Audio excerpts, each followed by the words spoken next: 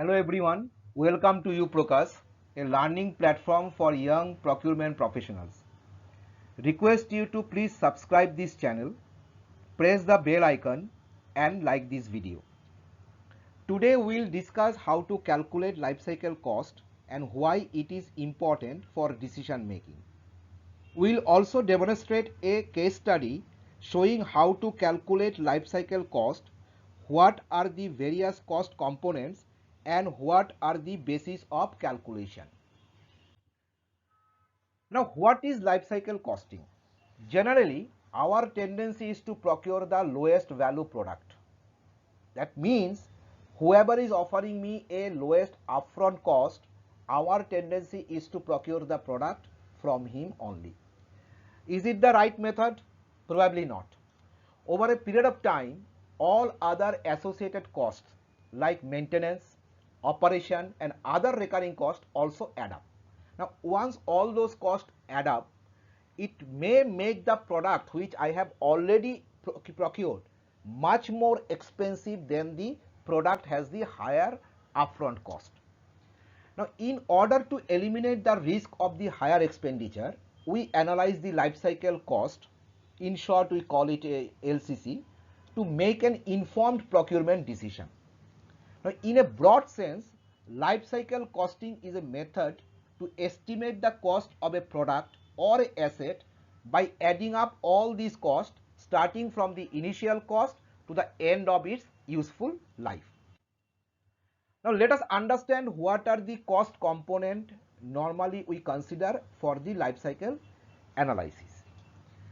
The initial cost or the capex cost is the upfront cost, which I already discussed. Our tendency is to get the lowest initial cost or capex cost and take our decision.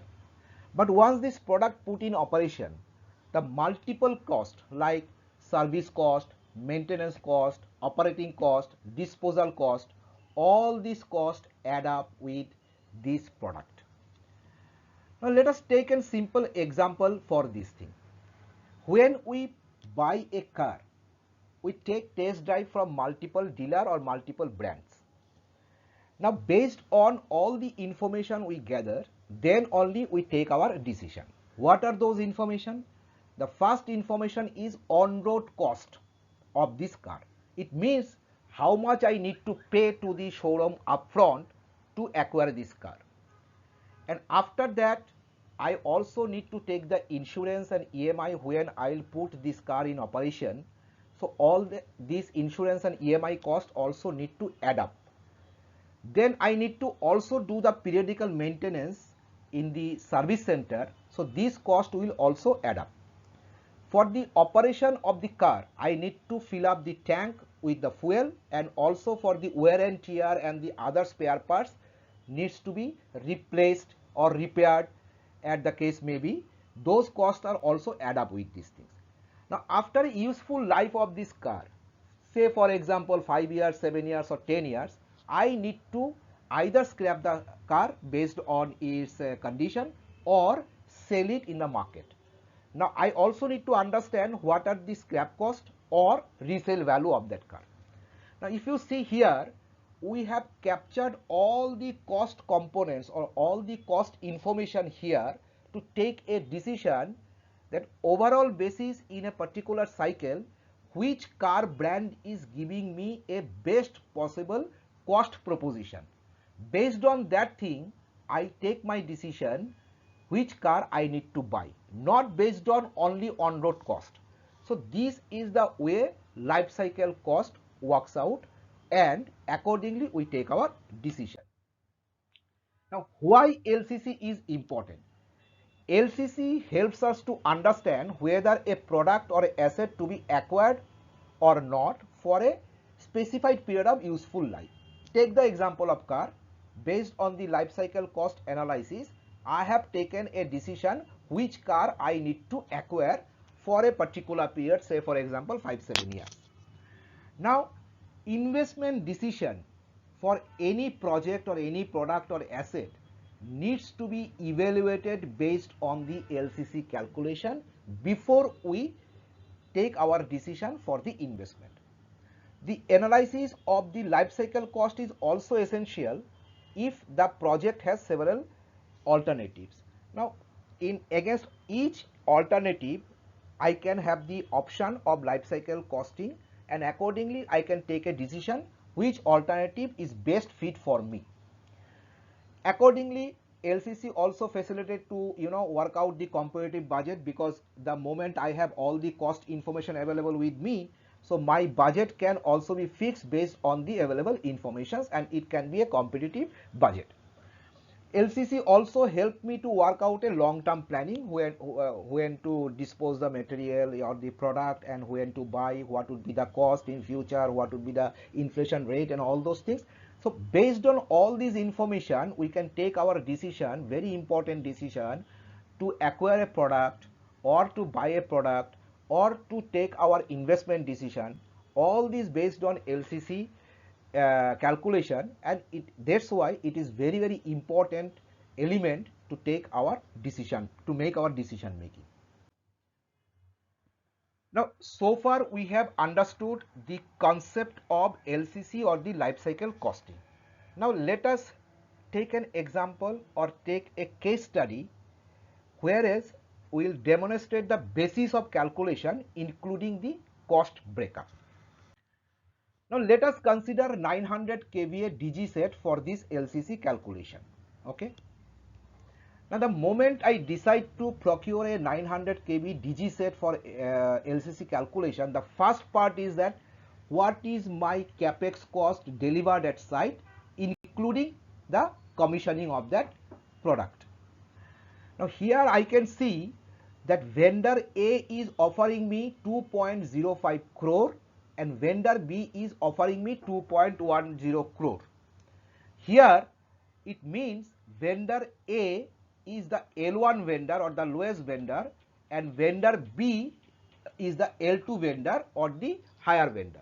So naturally my tendency would be to get this material or the DG set from vendor A. But as we discussed, that without life cycle costing, we cannot take our decision only based on the capex cost. Now let us see how to do this OPEX or the operational calculation, what is its basis and what are the assumptions I have considered here for this calculation. Now assumption is that this DG set will run per month 4 hours for both the vendors, because DG set is not the main power source, so it will be only utilized during the power failure. So we have considered a 4 hour per month running period of this DG set. Power factor we have considered 0.8 for both the vendors. Units generated per annum kWh is also equal 346 for both the vendors. Now consumption of fuel at 100% load, that is liter per hour. Here you can see the difference. The vendor A is offering me 230 liters of consumption of fuel at 100% load per hour, whereas in case of vendor B it is 195 liter. Now price of HSD and price of lubricant is also same for both the vendors, because we will purchase it from the market. What are the financial calculation and the basis? Now inflation rate in this particular calculation we have considered YOY 5%. Interest rate considered for differential capex vis-a-vis the lowest capex 10% per annum. Life cycle period considered here is 6 years. That means the useful life of this particular product we have considered 6 years. Discounting rate considered for NPV percentage. NPV means net present value. 10% is equal for both the vendor. Post warranty comprehensive annual maintenance cost upon capex, we have considered lump sum cost for both the vendors. Now see, based on all these available informations, my OPEX calculation, how it works out. Fuel cost for vendor A is higher than vendor B. Lubricant cost is vendor A higher than vendor B. Spares and consumables, hardly any difference, 2.40 and 2.50.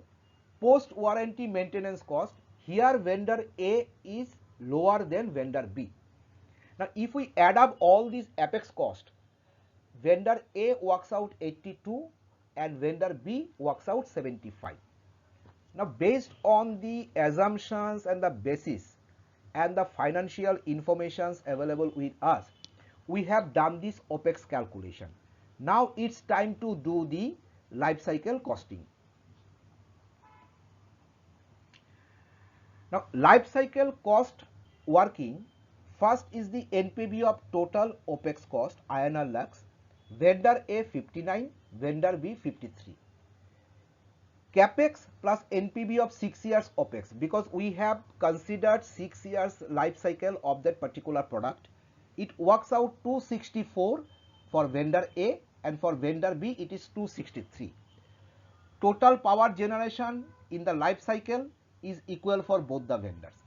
Now based on all those informations, if I calculate the life cycle cost per unit generated, that means rupees per kWh, vendor A works out 12,738, vendor B works out 12,770. So what is our final decision and final scenario? Before life cycle costing, it was vendor A who was L1 and vendor B was L2. Now based on this particular information only, if I could have taken the decision, then probably I could have get this DG set from vendor A, not from vendor B. But what is the scenario after this life cycle costing? The scenario has completely changed. Here vendor A now becomes L2 vendor and vendor B is now becomes L1 vendor. So my decision will be now based on a very detailed analysis and an informed decision. I would prefer to get this DG set from vendor B, even though his capex cost was higher, but in a life cycle cost he is lower than L2, vendor A. So this is the way this life cycle costing helps us to take our decision.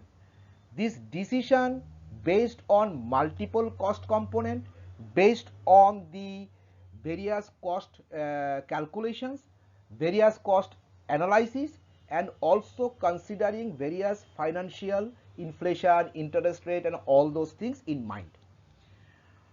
So this is the way how the life cycle costing works and help us to take a decision. I hope that you have a clear basic idea about this life cycle costing, how it works and how to calculate those things. During this calculation, multiple components, detailed components and cost component and other conditions we have considered, which I have not shown here, otherwise the video would be very heavy. Now in case you have any interest to get all those details along with the calculation and how to consider assumption, how to do this calculation and how to consider various cost component as well as the assumptions, you can please write to learningcurve1968@gmail.com.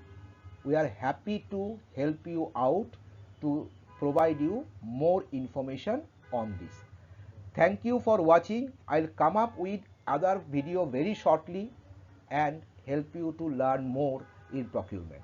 Thank you very much.